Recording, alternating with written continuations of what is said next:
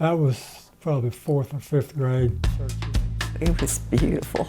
Honestly, a thing of beauty. Just pure, a great three-point shooter. She was Steph Curry before there was Steph Curry. When she'd let it go, most of the time I'd just start running backwards. I like to shoot. I blame Terry Morrison for that. She was told your role is to score and shoot the ball and don't pass it up. For a player considered Poteet's greatest pure shooter, Ashley Norris didn't spend a lot of time practicing her shot. I didn't have to.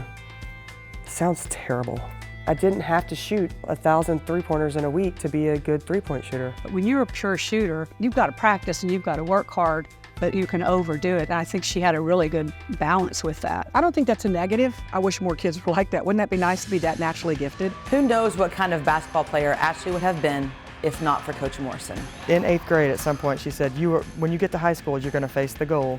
You're not going to have your back to the goal. Well, everybody puts a 5'9", 5'10" kid on the block back in the day. Oh no, we put her out the further out we can go. Once I figured out that I was a shooter, might have been a little bit of a black hole sometimes. In 1991, Ashley made the jump from middle school post player to varsity starting guard. We were tough on her because she was a freshman, but she held her own and she earned every second of playing time she got. Ashley made people around her better, and if she can help the team win, then that's a good decision. The rest is history. District Defensive Player of the Year as a sophomore, Offensive Player of the Year as a junior, District MVP, and All-State as a senior. Her senior year, she was a 5'10" point guard that was a shooting guard too, and jumped center and did everything. I look at that smile and I think of Ashley. That's how she looked when she played. That's how she looked when she showed up for practice. We played together. I was a freshman on varsity, and I think because she'd been there before, she knew. And so she just took me under her wing. She took me home from school practice every day. Ashley scored more than 2,000 points at Poteet,